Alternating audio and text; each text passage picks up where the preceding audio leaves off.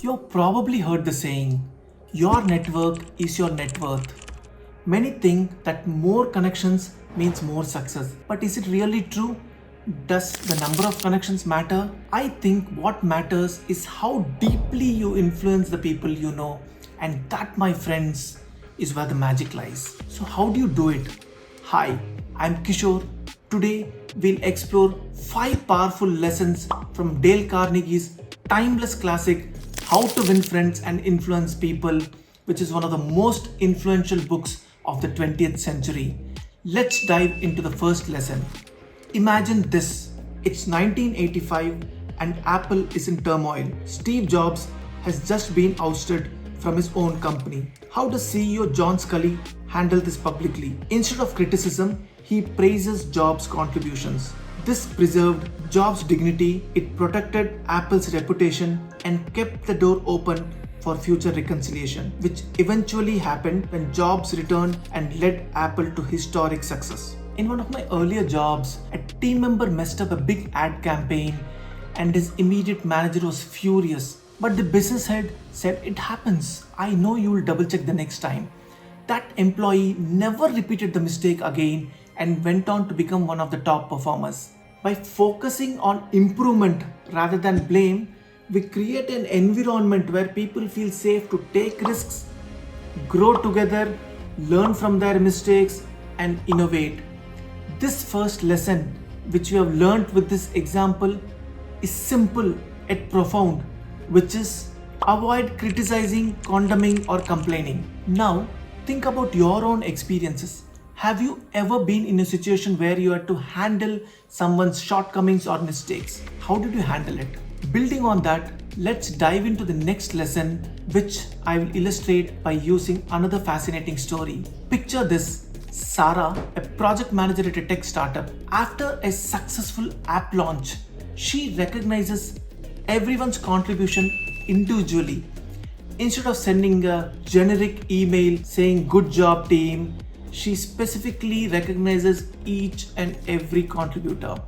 In the email to the UI designer, she states, "Your color scheme for the interface is striking.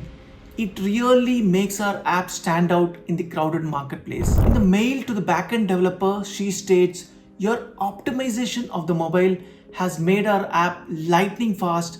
Users will definitely notice this and appreciate it." What is the result? Skyrocketing team morale and great performance over a period of next few months. The lesson here that I just walked you through is offer genuine appreciation. Genuine appreciation taps into one of our deepest needs, the need to feel important. Moving on from here, let's explore how great leaders inspire action by tapping into people's deepest motivations. Imagine you are the CEO of a struggling company. You need your team to work overtime to turn around this company.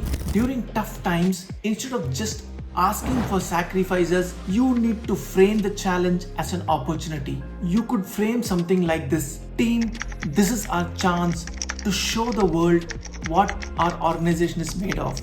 We can redefine this industry for this century.